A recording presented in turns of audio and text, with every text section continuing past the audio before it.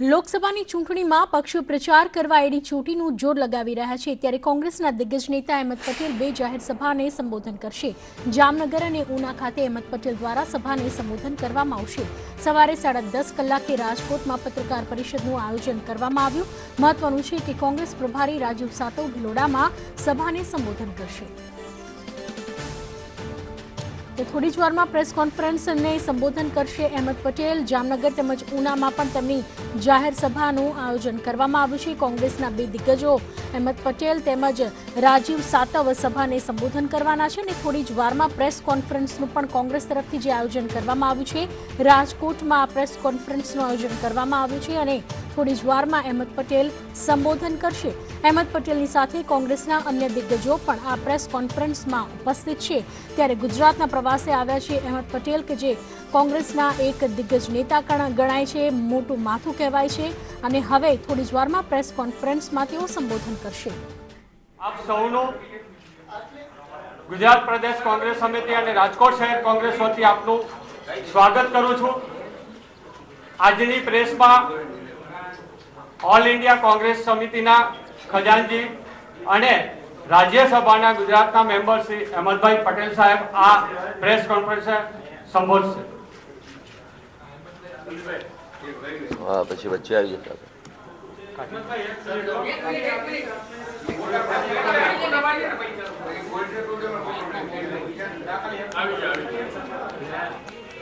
નથી ચાલતું કારણ કે આ પેલું સામે આવે છે એટલા પર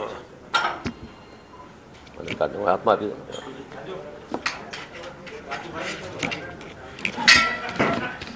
અને સાઈડ કરી આપણે વાત કરી સ્ટાર્ટ। નમસ્કાર, ગુડ મોર્નિંગ। આજની આ પ્રેસ વાર્તામાં આપ સૌનું સ્વાગત છે।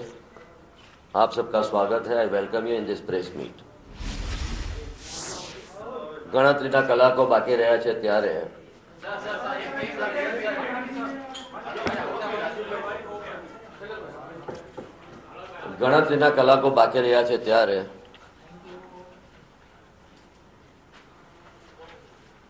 અને હું માનું છું ત્યાં સુધી ઇલેક્શનને પૂરું થવામાં એટલે કે 21મી તારીખે 5 વાગ્યાનો સમય છેલ્લો છે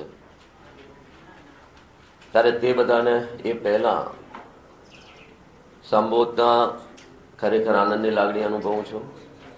આપ સર્વનું સ્વાગત પણ કરું છું। 2 ચરણ ઇલેક્શનને પૂરા થયા છે અને ત્રીજું ચરણ third phase will be on 23rd અને ત્રીજો ફેઝ પૂરો થશે ત્યારે લગભગ 300 જેટલી સીટો ઉપર ઇલેક્શન થઈ ગયું હશે। ઝંઝાવાતી પ્રચાર પણ ચાલી રહ્યો છે।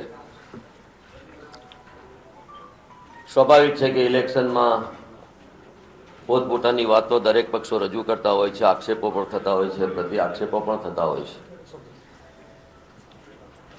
પરંતુ જે વાતાવરણ મેં જોયું છે અને છેલ્લા 5 વર્ષનું ભારતીય જનતા પાર્ટીની નેતૃત્વવાળી સરકારે જે રીતે વહીવટ કર્યો છે, જે રીતે રાજ ચલાવ્યું છે એનાથી તમામ વર્ગો દુઃખી છે। પછી એ ખેડૂતો હશે, વ્યાપારીઓ હશે, ખેત મજૂર હશે, દલિત હશે, આદિવાસી હશે, લઘુમતી હશે, મધ્યમ વર્ગના લોકો હશે, નોકરિયાત વર્ગ હશે, વિદ્યાર્થીઓ હશે, બહેનો હશે। 2014માં જે રીતના વાયદાઓ કર્યા હતા અને 5 વર્ષને અંતે સામાન્ય રીતે જે સત્તામાં હોય છે તેમણે હિસાબ આપવો જોઈએ, પરંતુ હિસાબ આપવાના બદલે કોંગ્રેસ પાસે હિસાબ માંગે છે અને ભારતીય જનતા પાર્ટીની ભાઈ શ્રી નરેન્દ્રભાઈની અને ભારતીય જનતા પાર્ટીના રાષ્ટ્રીય પક્ષના વડાની મોડેસ ઓપરેન્ડી હોતી હોય છે। Attack is a best defence.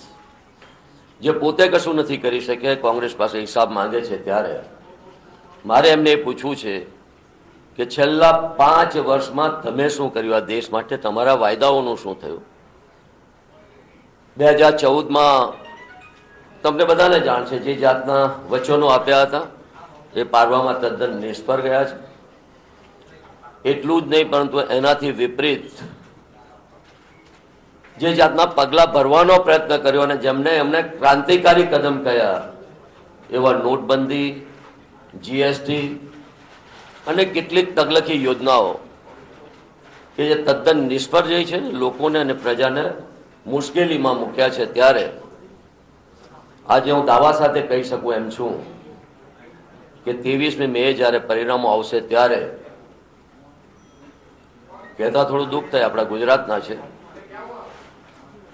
વડાપ્રધાન પદે છે, પરંતુ તેમ છતાંય જે જાતનું કારભારું અને સરકાર જે રીતે એમણે ચલાવી છે ત્યારે પરિણામ આવશે ત્યારે ભાઈ શ્રી નરેન્દ્રભાઈના નામની પાછળ વડાપ્રધાન નહીં હોય પરંતુ માજી વડાપ્રધાન હશે, એક્સ પ્રાઇમ મિનિસ્ટર હશે.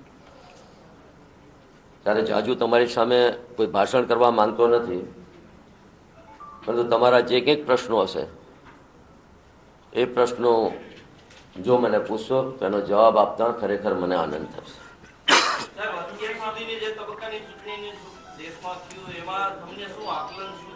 મેં શરૂઆતમાં જ કીધું તેમ આંકલનમાં જ્યારે પૂરા પરિણામો આવશે અને બધા સાથે 7 ચરણના ઇલેક્શન પૂરા થશે ત્યારે હું નથી માનતો ભારતીય જનતા પાર્ટી 150 કે 160 એકલા હાથે સીટો લાવી શકશે અને એમના સાથી મિત્રો સાથે 200 થી વધારે ક્રોસ નહીં કરી શકે, 200નો આંકડો પાર નહીં કરી શકે. સૌરાષ્ટ્રની સારી વાતાવરણ જે જાતનું છે અને જે જોઈ શકું એમ છું, હું માનું છું ત્યાં સુધી ઓછામાં ઓછી 4 થી 5 સીટો આવી શકશે એમ છે.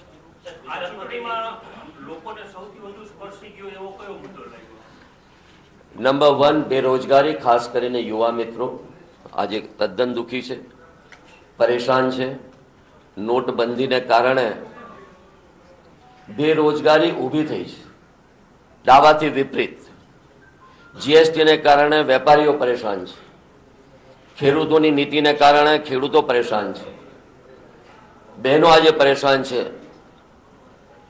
ઉર્જા યોજના જે એમની છે, ઉજ્જવલા યોજના, એક કનેક્શન મફત તો આપી દીધું, પરંતુ ગેસના સિલિન્ડરના ભાવ એટલા બધા વધી ગયા છે કે બીજો સિલિન્ડર જ બહેનો ખરીદી શકતી નથી.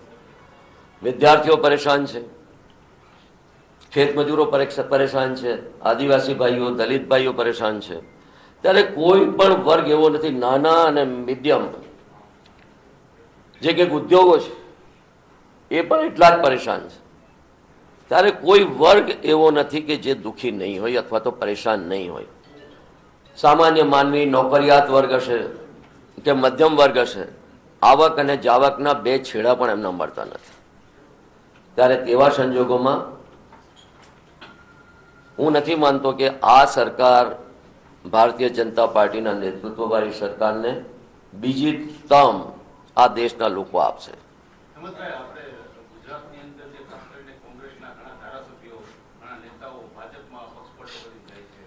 તમે એના કારણો જાણો છો. મારે સ્વીકારવું જોઈએ કે ટિકિટ આવતી વખતે જ કોંગ્રેસે કાળજી લેવી જોઈએ, એ લેવાની નથી. અને જે લોકો ગયા છે એ માત્ર અને માત્ર પોતાના અંગત સ્વાર્થ હેતુ રહ્યા છે. રાજીનામું લેવું અને તરત જ એમને પાછા મંત્રી બનાવવા એ કેટલી હદે વ્યાજબી છે. હજુ તો ઇલેક્શન થાય નહીં તે પહેલા સ્વાભાવિક છે કે એક માણસને મિનિસ્ટર બનાવે ત્યારે લોકોમાં એક અપેક્ષા રહે કે હજુ તો 4 વર્ષ બાકી છે, 3.5 વર્ષ બાકી છે, ત્યારે તેવા સંજોગોમાં મિનિસ્ટર થશે તો આપણને કંઈક ઉપયોગી થશે. પરંતુ હું માનું છું ત્યાં સુધી જે લોકો સિદ્ધાંતની વાતો કરે છે, જે લોકો નીતિની વાતો કરે છે અને જે લોકો એમ માને છે કે આ પાર્ટી વિથ ડિફરન્સ, અમારી પાર્ટી કે બીજી પાર્ટી કરતાં કંઈક અલગ જ છે, એવા લોકો પક્ષપલટો કરાવે, મિનિસ્ટ્રીની લાલચ આપે તો ત્યાં સુધી સમજી શકાય. પરંતુ એનાથી વિશેષ પણ લાલચો જ્યારે અપાતી હોય છે ત્યારે હું માનું છું ત્યાં સુધી ભારતીય જનતા પાર્ટીની આ બેવડી નીતિ છે. એક તરફ તો સિદ્ધાંતની વાત કરવી, એક તરફ પ્રિન્સિપલની વાત કરવી અને બીજી તરફ લોકશાહી રીતે ધબે ચૂંટાયેલા વિરોધ પક્ષના ધારાસભ્યોને તોડવા, એનાથી વધારે શરમની વાત બીજી કોઈ હોઈ નહીં શકે. પરંતુ એની સાથે સાથે મારે કહેવું જોઈએ કે ભવિષ્યમાં કોંગ્રેસે ટિકિટ આપતા પહેલા ખૂબ જ કાળજી લેવી જોઈશે. એને સખત શબ્દોમાં વખોડી કાઢું છું. માત્ર કોઈને ડિમોરલાઇઝ કરવા માટે અથવા તો તમારા પક્ષની વિરુદ્ધમાં ભાષણ કરે છે અથવા કોંગ્રેસનો પ્રચાર કરે છે ત્યારે એના ઉપર હુમલો કરાવવો એનાથી વધારે શરમની વાત કોઈ બીજી હોય જ નહીં શકે. લોકશાહીમાં દરેકને પોતાની વાત કરવા માટેનો અધિકાર છે. રાજકીય રીતે લડવું જોઈએ, સૈદ્ધાંતિક લડાઈ લડવી જોઈએ, પરંતુ આ રીતે હિંસક રીતે કોઈકની ઉપર હુમલો કરાવવો એ बात बराबर नहीं. हार्दिक ने ये भी कहा कि उनकी हत्या हो सकती है हार्दिक पांड्या की तरफ. किस तरह से? भाई उन्होंने जो कहा है, जिस तरह से उन पे अटैक हुआ है, जिस तरह से उन पे हमला हुआ है, तो naturally he will feel like that. वो इसी तरह से महसूस करे, उसमें कोई गलत बात नहीं है. ગુજરાતમાં ડબલ ડિજિટ હશે અને હું માનું છું ત્યાં સુધી અમારી સીટો 10 અને 15 ની વચ્ચે આવશે. જી, ભાજપ ફરી હિન્દુત્વના મુદ્દા ઉપર આવી ગયું છે, કોંગ્રેસ સોફ્ટ હિન્દુત્વના મુદ્દા પર આવી ગયું છે, તો આપને શું લાગે ક્યાં મુદ્દા સરકાર? મેં કીધું તેમ ક્યારે પોતાની નિષ્ફળતાઓને છુપાવવા માટે પોતાનો જે કંઈક ખોટા કદમો ઉઠાવ્યા છે, પગલાઓ ભર્યા છે, જેને કારણે એમને લાગે છે કે હારીશું, ત્યારે ફરી પાછા જ્યારે નરેન્દ્રભાઈ અહીંયા હતા ત્યારે વિકાસની વાત કરતા હતા, વિકાસના મુદ્દા ઉપર. પરંતુ એમ લાગે કે વિકાસનો મુદ્દો ચાલે એમ નથી, કારણ કે જમા પાછું કશું છે નથી. એમનો મેનિફેસ્ટો જોશો, પહેલા દિવસે જ મેં વાત કરી હતી. અમારા મેનિફેસ્ટોમાં એક તરફ હમ ઓર આપ, રાહુલ ગાંધીનો નાનો ફોટો સામે લોકો, બીજી તરફ નરેન્દ્રભાઈ, મેં, હું જ હું, બીજું કોઈ જ નહીં. અને જે કંઈક ચાલે છે, જે કંઈક કરે છે અથવા જે કંઈક થાય છે મારા વતી જ થાય છે, ત્યારે એ જાતનું અભિમાન જ્યારે આવી જતું હોય છે, એ જાતનો અહમ જેને કહી શકાય, એ જ્યારે આવી જતું હોય છે ત્યારે લોકો સારી રીતે સમજે છે. અને જ્યારે રાષ્ટ્રવાદની વાત થવા માંડે અથવા આતંકવાદની વાત શરૂ થઈ જાય, પેલા કોઈકે કીધું છે તેમ કે સરહદોं पे तनाव है, लगता है चुनाव आने वाला है. ત્યારે પોતાની નિષ્ફળતાઓને છુપાવવા માટે જાત જાતના ગટકરાઓ, ગિમિક્સ, હટકંડાઓ અજમાવવા એ વાત બરાબર નથી. તમે જ્યારે પણ લોકો સમક્ષ જાઓ ત્યારે તમારું જમા પાસું લઈને જવું જોઈએ અને લોકોને કન્વિન્સ કરવું જોઈએ. રાષ્ટ્રવાદની વાત કરી તો કોંગ્રેસના ઢંઢેરામાં જે